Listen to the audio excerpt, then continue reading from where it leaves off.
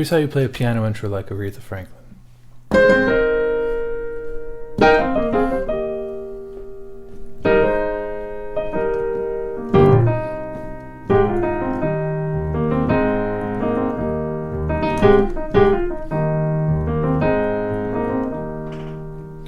So in that introduction, Aretha's making use of this beautiful concept called a drop 2 triad pair. So we're in the key of E flat. We're playing two triads, the E flat chord, the 1 chord, and the F minor chord, the 2 chord. You want to already know how to play all of your inversions of each of these chords.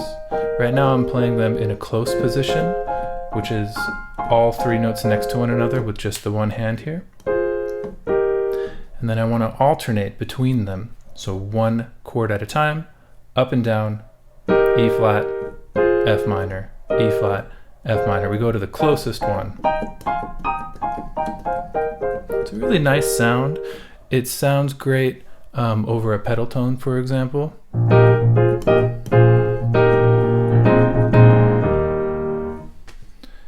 In the introduction, Aretha is playing in a drop 2 form. So that means you take the second note from the top in this E flat triad, that's this G, you drop it down an octave. So I'm still playing 3 notes. I move this G down here. That's an E flat triad in drop 2. I can do my same thing for my F minor. Drop this second note from the top, the A flat, down an octave. And now I have this beautiful exercise. I can play my triad pairs all the way up or down the piano in a drop 2 form. It's a really beautiful open type of a sound. To me it's reminiscent of maybe an organ with the stops set in a certain way. It has a very gospel feel, and it works on a lot of different parts of the piano. I would say down here, it's about as low as I might go. Any lower, it starts to get a little bit muddy sounding to me. And sometimes when I'm playing quite low, I'll use my left hand to play 2 of the notes, my right hand to play the other.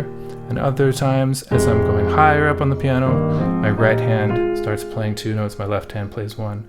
It sort of depends on what you might be doing in addition to that voicing.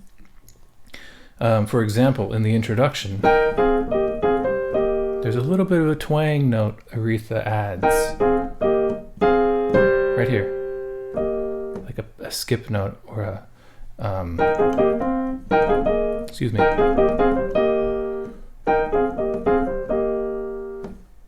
On the upbeat. A great way to practice these, if you've never played them before, is to play something familiar. So maybe we play a nursery rhyme.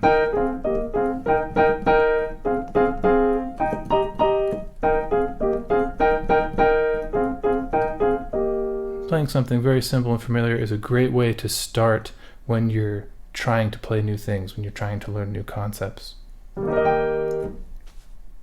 Next, I think it would be useful to demonstrate that all of these diatonic triads are kind of fair game when we're playing in this sound. Although Aretha's only using these 2 in her introduction, we can see at a glance that if we move just one of the notes from our original triad, let's move the top note up to the next triad, we get a C minor triad. So instead of moving all 3 notes, now I move just the top note.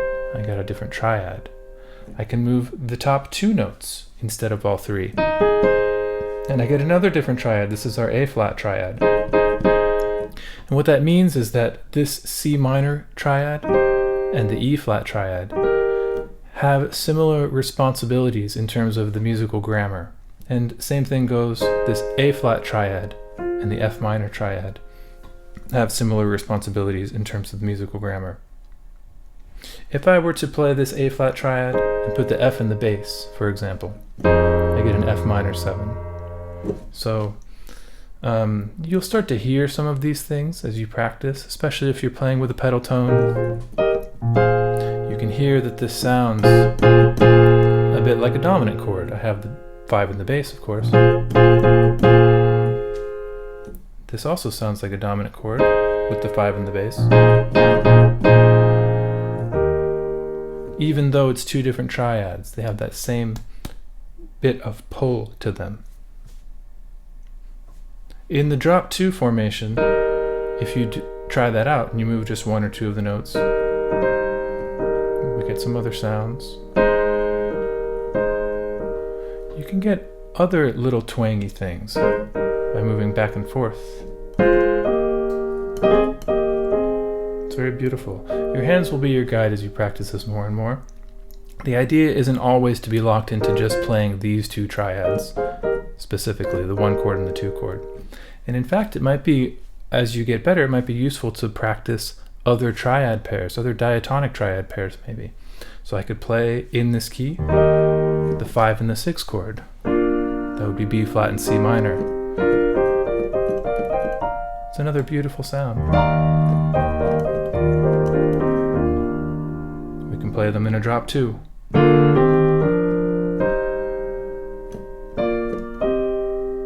Very similar sound you might notice to the E flat and the F minor. And that's because of those shared responsibilities in the musical grammar. So we have a lot of options that we can attend to as we continue to practice. Now, if I were to play an introduction that was similar in nature to that Aretha Franklin, I might play something like this.